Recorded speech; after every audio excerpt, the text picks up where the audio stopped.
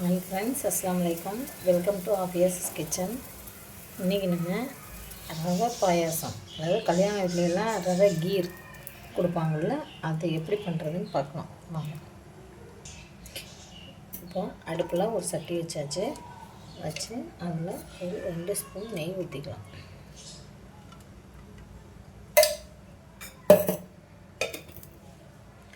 இந்த டம்ளரில் 1 டம்ளர் ரவை எடுத்திருக்கேன், அதை அந்த நெய்யில் போட்டு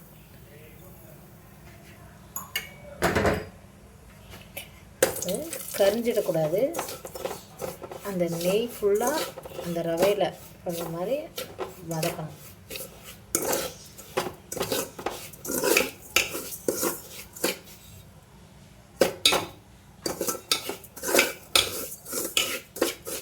ஒரு 2 நிமிஷம் வதக்கினா போதும்.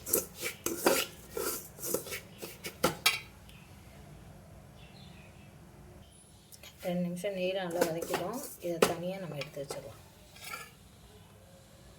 இப்போ அந்த பாத்திரத்துலையே 1/2 லிட்டர் பால்,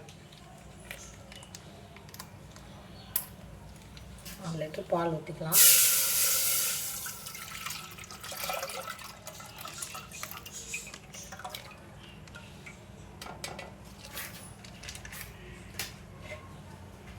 தண்ணி ஊற்றிக்கலாம். தண்ணி கொஞ்சம் அதிகமாக ஊற்றிக்கோங்க, ஏன்னா இது ரவை போடுறதுனால திக்காயிரும். பால் ஊற்றியாச்சு. பால் நல்லா கொதிக்கணும். பால் நல்லா கொதி வந்துருச்சு. இப்போது நம்ம எடுத்து வச்சுருக்க அந்த ரவையை போட்டு கிண்டலாம்.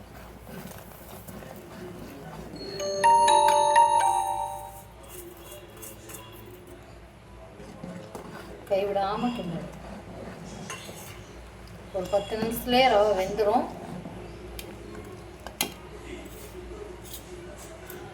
ரவை வெந்ததுக்கப்புறம் தான் சர்க்கரை சேர்க்கணும்.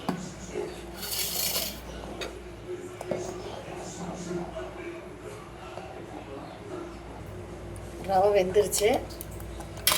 இப்போது நம்மளுடைய இனிப்புக்கு தகுந்த மாதிரி சர்க்கரை சேர்த்துக்கலாம். எங்கள் வீட்டில் கொஞ்சம் சர்க்கரை தூக்கலாக தான் குடிப்பாங்க.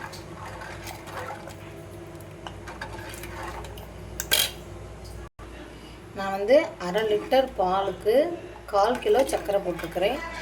நீங்கள் உங்களுக்கு எப்படி வேணுமோ அதை பொறுத்து நீங்கள் நல்லா கொதிச்சதுக்கப்புறம் 1 ஸ்பூன் கஸ்டர்டு பவுட்ரு தண்ணியில் கலந்து வச்சுருக்கிறேன், அதையும் இதோடு ஊற்றிக்கலாம்.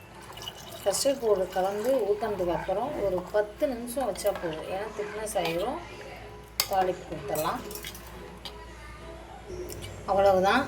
இது இப்போ ரெடி ஆகிடுச்சு. இப்போ இதை தாளிச்சிக்கலாம். தாளிக்கிறதுக்கு ஒரு பேனில் 2 ஸ்பூன் நெய் ஊற்றிருக்கேன்.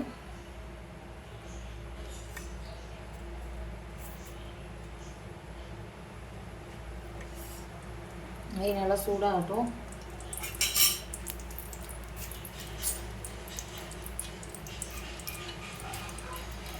நெய் சூடாகிடுச்சு. அதில் ஒரு பட்டை, 2 கிராம்பு, 2 ஏலக்காய்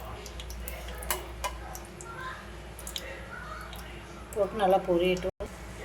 இப்போது கொஞ்சமாக திராட்சை போட்டுக்கலாம்.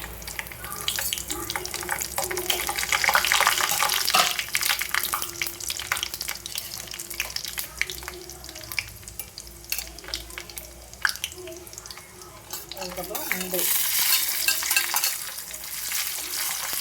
ரொம்ப ஈஸியான ஸ்வீட்டான ரெசிபி.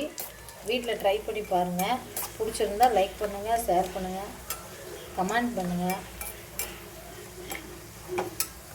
இதை எடுத்து அதில் ஊற்றிக்கலாம்.